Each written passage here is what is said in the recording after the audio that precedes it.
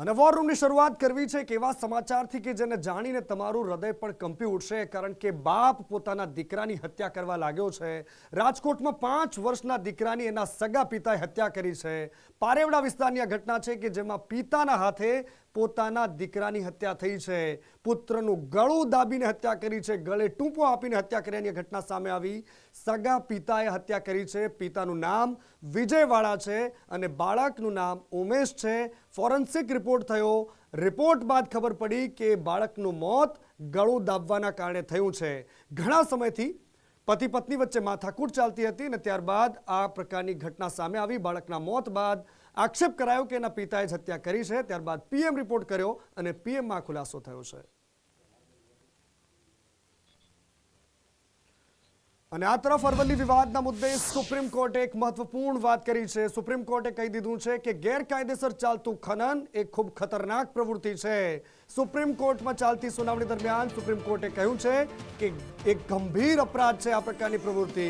પર્યાવરણ અને તેના પર ગંભીર અસર પણ પડી શકે છે। 4 સપ્તાહની અંદર કેન્દ્ર અને રાજ્યોને રિપોર્ટ આપવા માટે પણ આદેશ કરાયો છે। સુપ્રીમ કોર્ટે 100 મીટરના નિયમને પણ અત્યારે રોક લગાવેલી રાખી છે। ગેરકાયદેસર ખનન રોકવા માટે એક સ્વતંત્ર કમિટી બનાવવાનો સંકેત આપ્યો છે। સમસ્યાના મૂળ સુધી પહોંચવું પડશે એ વાત પણ સુપ્રીમ કોર્ટે કરી છે। અરવલ્લીનો આ વિવાદ કે જે અરવલ્લી આપણા ગુજરાતના 4 જિલ્લાઓથી અસર થતો એ અરવલ્લીની ગિરિમાળાઓ છે કે જે દિલ્હી એનસીઆર સુધી પહોંચે છે। રાજસ્થાનમાં મોટાભાગનો હિસ્સો છે, હરિયાણા, રાજસ્થાન અને દિલ્હી સુધીનો આ આખો પટ્ટો કે જે ગ્રીનરીથી ભરપૂર છે અને આ ધરતીનો ઓક્સિજન પૂરો પાડતી આ પર્વતની શૃંખલા છે, આ ગિરિમાળા છે જે ધરતીનું ઘરેણું છે અને ખાસ કરીને મેદાની પ્રદેશને રોકવાનું આ કામ કરે છે। સૌથી મોટી વાત અહીંયા એ છે કે સુપ્રીમ કોર્ટમાં મામલો ગયો છે, કારણ કે 100 મીટરનો એક સૂચન સુપ્રીમ કોર્ટ દ્વારા કરવામાં આવ્યું, ત્યારબાદ એના પર રોક લગાવવામાં આવી અને હવે જ્યારે આ સુપ્રીમ કોર્ટમાં મામલો ચાલી રહ્યો છે એ દરમિયાન સુપ્રીમ કોર્ટે કહ્યું છે કે ગેરકાયદેસર કોઈ પણ જાતની અહીંયા ખનનની જો પ્રવૃત્તિ ચાલે છે તો એ ખૂબ જ ગંભીર પ્રકારનો અપરાધ છે। એના મૂળ સુધી પહોંચવું પડશે અને એના જ માટે એક્સપર્ટ લોકોની એક કમિટી બનાવવાનું પણ સરકારોને સૂચન કર્યું છે।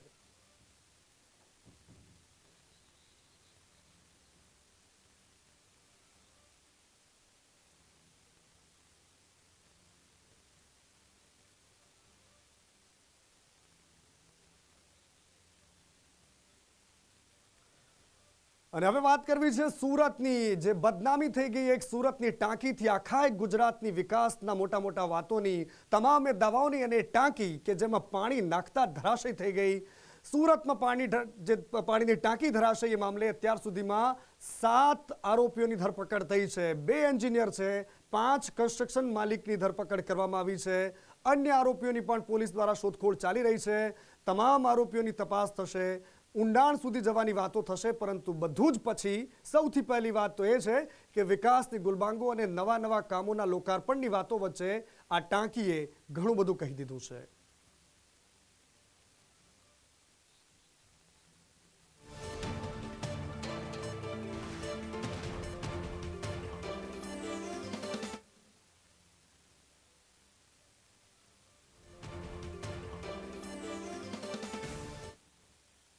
અને આ સમગ્ર મામલામાં સરકાર દ્વારા નિવેદન આપવામાં આવ્યું। આજે કેબિનેટની બેઠકમાં ચર્ચા થઈ, આ મુદ્દે મંથન કરવું પડ્યું। ત્યારબાદ જીતુ વાઘાણી સરકારના પ્રવક્તા મંત્રી છે, એમણે કહી દીધું છે કે ગુણવત્તાની ચકાસણી કરાશે અને એમાં કોઈ સુધારો હશે તો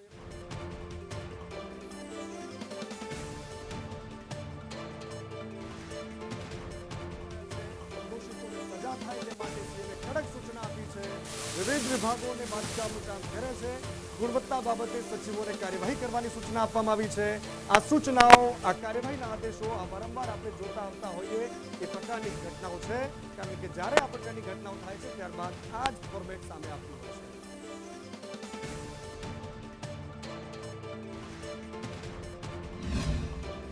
મુખ્યમંત્રીશ્રીએ કેબિનેટમાં જ અધિકારીઓને કહ્યું છે કે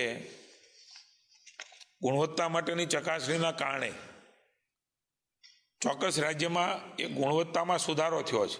આરએનબીએ જે પ્રકારે મુખ્યમંત્રીશ્રીએ પગલાં લેવડાવ્યા છે, આજે કોન્ટ્રાક્ટરો એમાં ટેન્ડર ભરતા પણ મુશ્કેલીમાં આવી ગયા છે। જે ભૂતકાળમાં નાની મોટી ગરબડી કરતા હોય એ પ્રકારના એસઓઆર, એ પ્રકારની ક્વોલિટી માટેના રૂલ્સ આપ પણ જાણો છો એ પ્રકારની ક્વોલિટીના કામ પણ થઈ રહ્યા છે. એ જ પ્રકારે બધે સુધારો કરવા માટેની વાત એ મુખ્યમંત્રીશ્રીએ કરી છે. તમે જે વાત કરી એ વાતની અંદર અલગ અલગ પ્રકારે એજન્સીઓ અલગ અલગ વિભાગમાં એ કામ કરતી હોય છે ને કોઈ વાર કોર્ટ લિટિગેશનના કારણે પણ કેટલીક વાર એમને એમાં કોઈ રાહત મળતી હોય છે.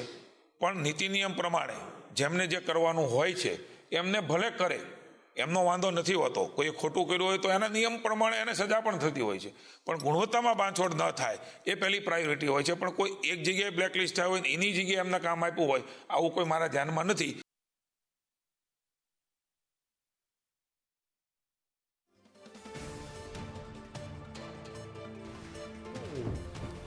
ચોત્રીસ ગામોને પાણી પહોંચાડવાની કામગીરી આ ટાંકીમાંથી થવાની હતી. 95 લાખ રૂપિયાનો ખર્ચો થવાનો હતો અને 95માંથી માત્ર 5 લાખ રૂપિયા વપરાયા હોય તેવા દ્રશ્યો સામે આવ્યા છે. 90 લાખ રૂપિયા કૌભાંડીઓ ખાઈ ગયા હોય તો જ આ પ્રકારની ટાંકી બની શકે જેને હાથ અડાડતા તૂટી જાય.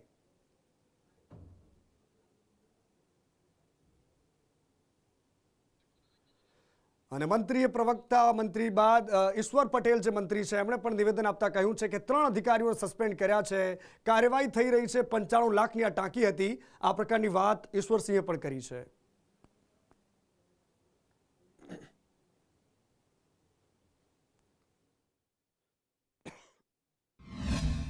એના માટે સંબંધિત જે કાર્યપાલક ઇજનેર હતા, નાયબ કાર્યપાલક ઇજનેર હતા, એમાં બંનેને સસ્પેન્ડ કર્યા. ત્રીજા એક અંકિત ગરાસિયા હતા, એ પણ કાર્યપાલક ઇજનેર હતા. એટલે 3 અધિકારી સસ્પેન્ડ કરવામાં આવ્યા છે. અને આ લોકોની ઉપર પોલીસ કેસ પણ કરવામાં આવ્યો છે, એજન્સી ઉપર અને અધિકારી ઉપર પણ. એમાં એજન્સીના લોકોની ધરપકડ થઈ છે. અધિકારીઓની ધરપકડ થઈ નથી, એના ઘરે ગયા પરંતુ એ નહોતા. અને કડકમાં કડક સજા થાય જેથી કરીને ભવિષ્યની અંદર આવી કોઈ ઘટના બને. જે રીતે કાર્યપાલક ઇજનેર હોય કે અધિકારીની જવાબદારી હોય છે, કોન્ટ્રાક્ટરની પાસે કામ કરાવવું એ અધિકારીએ જોવાનું હોય છે. એટલે એમાં પણ એમણે જે કામગીરી કરવી જોઈએ તે કરી શક્યા નથી. એટલે એ પણ દોષિત કહી શકાય. અને કોઈ પણ છૂટે નહીં અને ભવિષ્યની અંદર આવી ઘટનાનો બને માટેની કડક સૂચના આપવામાં આવી છે. અને એક બાજુ સોના અને ચાંદીના ભાવ આસમાન પર પહોંચી ગયા છે અને જીએસટીની રડારમાં આવી ગયા છે વેરાવળના વેપારીઓ. શહેરના નામાંકિત જ્વેલર્સ પર જીએસટીએ દરોડા પાડ્યા છે. પરશુરામ દયારામ જ્વેલર્સના શોરૂમ પર જીએસટીએ સર્ચ ઓપરેશન કર્યું. શાહ નગીનદાસ ભગવાનદાસની 2 પેઢીઓ પર દરોડા ચાલી રહ્યા છે. સીજીએસટી જુનાગઢ ડિવિઝનની ટીમે આ દરોડા પાડ્યા છે. વેપારીઓમાં ફફડાટ છે.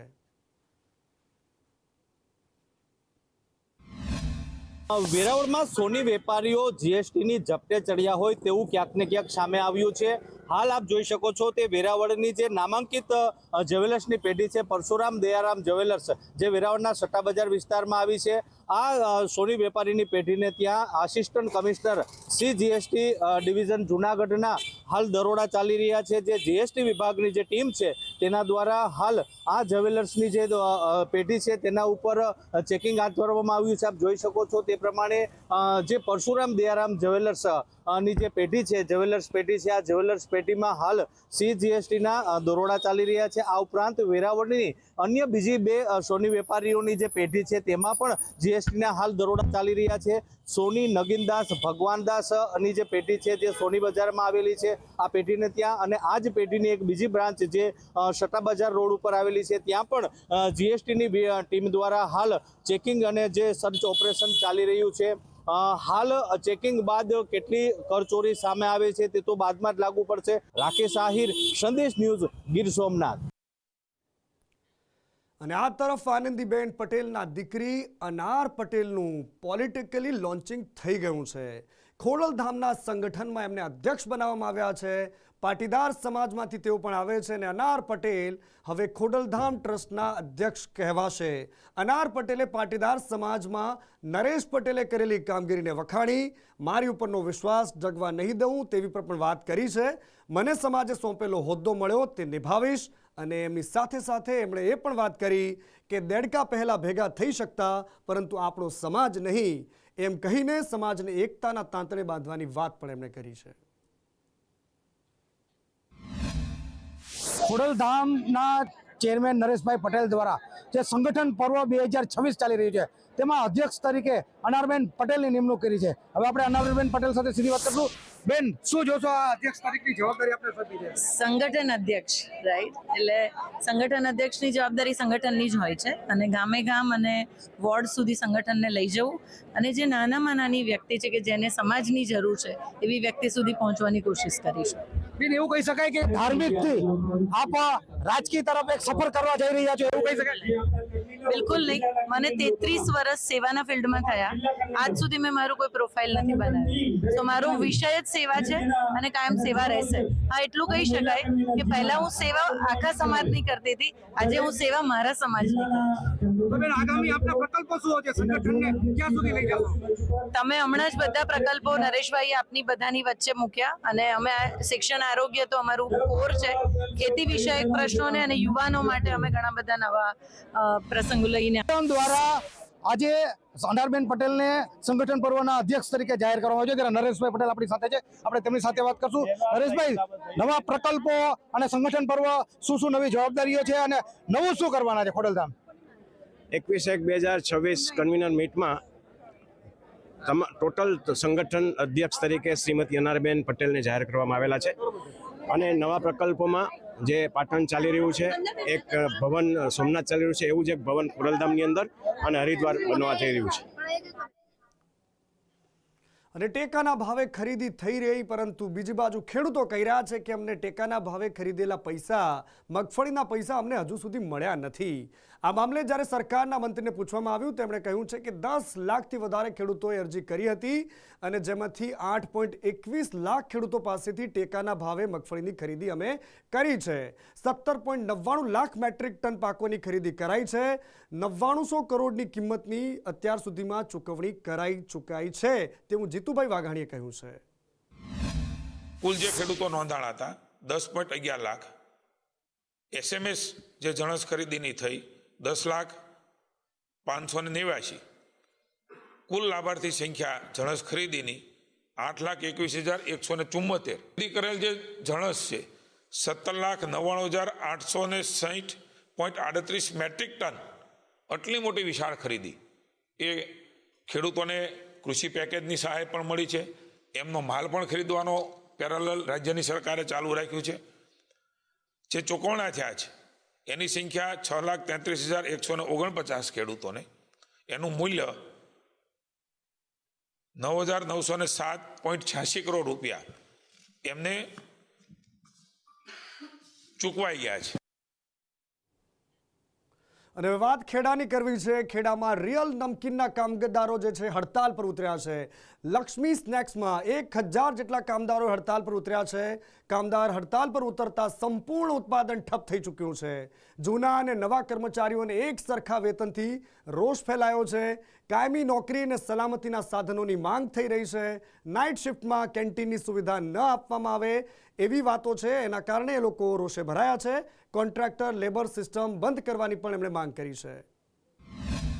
નડિયાદ પીચ ચોકડી સ્થિત રિયલ નમકીન એટલે કે લક્ષ્મી સ્નેક્સ પ્રાઇવેટ લિમિટેડ કંપનીના કામદારો દ્વારા હડતાલ પાડવામાં આવી છે. તમામ જે અત્યારે આ કર્મચારીઓ જોવા મળી રહ્યા છે કામદારો છે રિયલ કંપનીના, આ તમામ કામદારો ગઈકાલથી હડતાલ પર ઉતર્યા છે અને તેમને જ્યાં સુધી ન્યાય નહીં મળે ત્યાં સુધી આ હડતાલ તેઓ ચાલુ રાખશે તેવી તેમની માંગ છે. સીધા અહીંયા એમની સાથે વાત કરીએ. શું નામ છે આપનું અને શું માંગો છે? ભરતભાઈ જયંતિભાઈ ગોહેલ. હા, હવે મારી પગારની માંગણીઓ છે અને બીજા મુદ્દાઓ છે, લખીને આલ્યું જ છે. કયા કયા મુદ્દાઓ છે ખાસ? પગાર બાબતે કેન્ટીનનો ઇસ્યુ છે, પછી ESI ની બધું છે.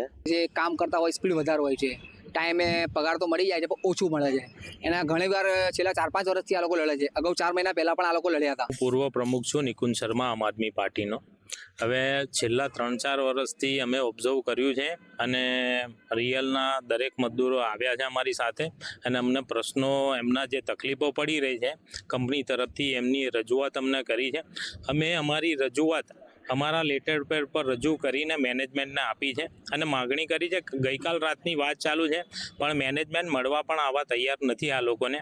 તો અમે અહીંયા રાજકીય પાર્ટી તરીકે અહીંયા આવ્યા છે. ચૈતર વસાવા સાહેબના ફોન આવે છે અને જરૂર પડે તો ચૈતર વસાવા સાહેબે બાહેંધરી આપી છે કે હું ટૂંક જ સમયની અંદર જો મજદૂરો આ કારીગરોની જે માગણીઓ છે એ સંતોષાશે નહીં તો ચૈતર વસાવા સાહેબ પોતે પણ અહીં આવવાના છે.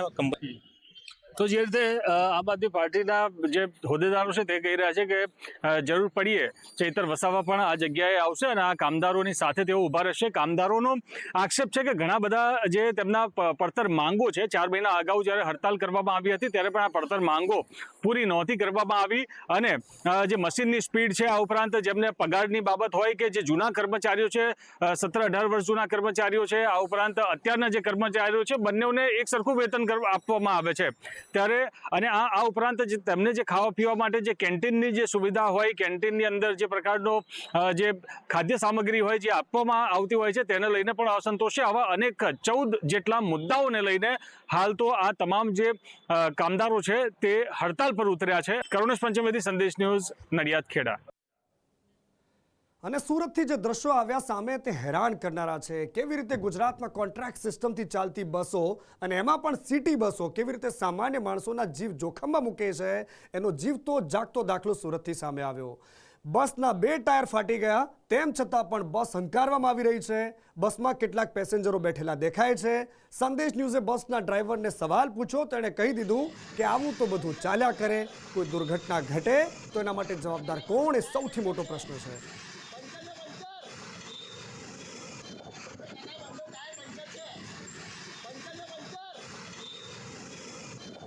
અને સુરતથી સહયોગી જયેન્દ્ર મારી સાથે જોડાયા છે. જયેન્દ્ર, આખા મામલામાં જ્યારે તમે કોઈ સત્તાધીશોને પૂછ્યું હશે આ મામલે શું કાર્યવાહી થઈ રહી છે, કારણ કે આ સામાન્ય લોકોના જીવનો પ્રશ્ન છે?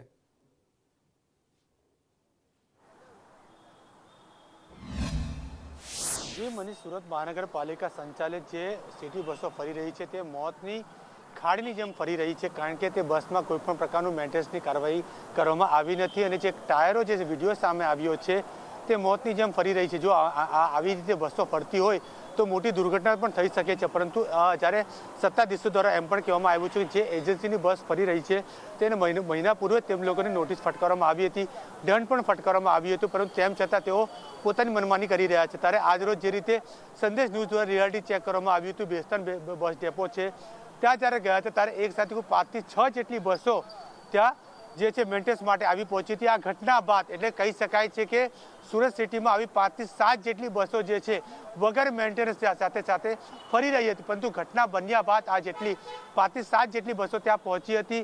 એમાં 3 થી 4 જેટલી બસો હતી તેની જે છે ટ્રક જે છે ટાયર બદલવાનું કામકાજ ચાલતું હતું. મહત્વની બાબત એ છે કે જ્યારે આવી બધી બસો ફરતી હોય તો ત્યારે ફક્ત બસના ડેપોના જે મેનેજરે એમ જણાવ્યું કે છે બસ ડ્રાઈવર જે હતો જે રીતે સંદેશ રિપોર્ટરને જે જવાબ આપવામાં આવ્યો હતો તે આવ્યો, બસનું ટાયર બદલાવ્યું અને ત્યાંથી તેને રવાના કરી દેવામાં આવ્યું હતું, પરંતુ કોઈ પણ પ્રકારની નક્કર કાર્યવાહી નથી કરવામાં આવી. પરંતુ આવી જે એજન્સીઓ હોય છે તે પાલિકાનો કરોડો રૂપિયાની જે કેસ છે તે કેસ લઈ લે છે અને ખાલી કરી રહી છે તેવું સામે આવી રહી છે, પરંતુ મોતની બસ સુરત સિટીમાં ફરી રહી છે તેવું હાલ સામે આવી રહ્યું છે. જી બિલકુલ જયેન્દ્ર, આભાર આપનો.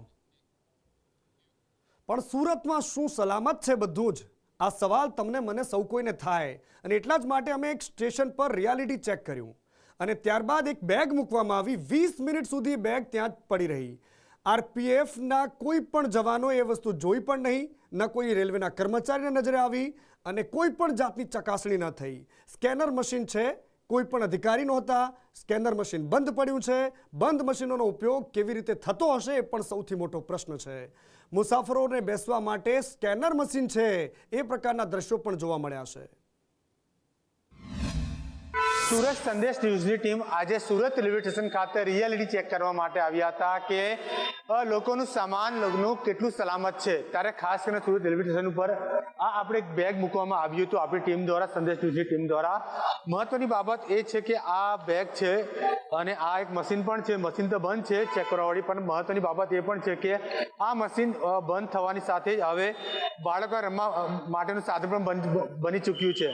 અને બીજી વાત એ છે કે આ બેગ મૂક્યાને લગભગ 40 અને 45 મિનિટ કરતાં વધુ થઈ ગયા અને ત્યારબાદ અહીં જીઆરપી પોલીસ આવી એટલે તેમની સતર્કતા તો છે, પરંતુ અહીં સીસીટીવી ફૂટેજ પણ લાગ્યા છે. અહીં હું બેગ મૂકીને જઈ રહ્યો છું, પરંતુ અને હું અહીંયા નજીકમાં બેઠો હતો, પણ મને કોઈ સુધી કોઈ પોલીસ કાં તો કોઈ પૂછવા માટે ન આવ્યું તમે શા માટે બેગ મૂકીને ગયા. જ્યારે પોલીસ અહીં આંટો મારવા આવી ત્યારે તેમને નજરે પડી કે આ બેગ અહીં પડી રહ્યું છે. મહત્વની બાબત એ પણ છે કે જ્યારે જે રીતે અહીં બેગ મૂકવામાં આવ્યું 40 મિનિટનો વધુ સમય થઈ ચૂક્યો છે. મેડમ આવ્યા, મેડમની નજર ગઈ તે તો પૂછવા અને 2-3 લોકોને મુસાફરોને પૂછ્યું કે આ કોની બેગ છે. આપણે આવ્યા કીધું કે આપણી બેગ છે. મહત્વની બાબત એ પણ છે કે 40 મિનિટ કરતાં વધુનો સમય વીતી ગયા બાદ પોલીસની નજર ગઈ છે. એવી પોલીસ ક્યારે અહીં રાઉન્ડ પર નીકળી ત્યારે સીસીટીવી ફૂટેજની સામે હું મૂકીને જઈ રહ્યો છું અને ત્યાં બેઠેલા કોઈ પણ અધિકારી કર્મચારી વાયરલેસમાં મેસેજ પણ નથી આપતા કે આ એક વ્યક્તિ ગુલાબી રંગનો શર્ટ પહેર્યો છે, તેણે આ બેગ મૂકીને ત્યાંથી જતો રહ્યો છે. તેની તપાસ માટે પણ નથી આવતા. ફક્ત પેટ્રોલિંગ માટે જે બેન આવી છે તેમની સતર્કતાના કારણે આ બેગ મળી આવી છે. કેમેરામેન ભૂષણ ચૌધરી સાથે જયેન્દ્ર પાંડે, સંદેશની સુરત. વાત કરવી છે રાજ્યના સૌથી ચર્ચિત એ કેસની કે જેમાં માયાભાઈ આહિરના દીકરા પર આરોપ છે. એ કેસમાં એટલે કે બગદાણાના કેસમાં માયાભાઈના દીકરા જયરાજ આહિરને એસઆઈટીએ તેડું મોકલ્યું છે અને જયરાજ આહિર એસઆઈટીની સમક્ષ હાજર થયા છે. એસઆઈટી સમક્ષ એમને હાજર થવા માટે કહેવામાં આવ્યું હતું. એસઆઈટીની ટીમ એમની પૂછપરછ કરશે. નવનીત બાલદિયાને મારવાનો જયરાજ પર આરોપ છે.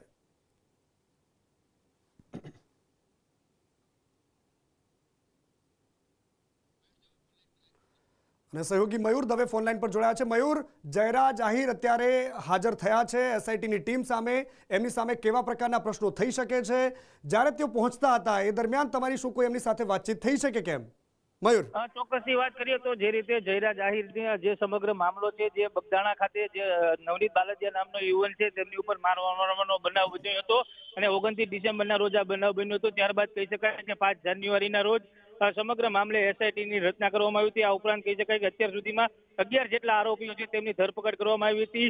આજે વધુ પૂછપરછ કરવા માટે થઈને રામભા વાળા અને જે ચેતન સોની જે મહુવા શહેરના જે ઉપપ્રમુખ છે, જિલ્લા મહુવા ભાજપના જે ઉપપ્રમુખ છે, તેમને નિવેદન માટે બોલાવવામાં આવ્યા હતા. અને ત્યારબાદ કહી શકાય છે કે જેમની ઉપર અત્યાર સુધી જે આક્ષેપો થઈ રહ્યા હતા એ જયરાજ આહિરને આજે એસઆઈટીએ નોટિસ પાઠવી હતી ને નિવેદન નોંધવા માટે થઈને તેમને ભાવનગર આવવા માટેનું ફરમાન છે તે જાહેર કરવામાં આવ્યું હતું. ત્યારે કહી શકાય કે જે રીતે નોટિસ આપ્યા બાદ સાંજના 5 વાગ્યાના સુમારે જયરાજ આહિર છે તે પોતે એસઆઈટી રેન્જ આઈજીની કચેરી છે ત્યાં નિવેદન નોંધવા માટે હાજર થયા હતા.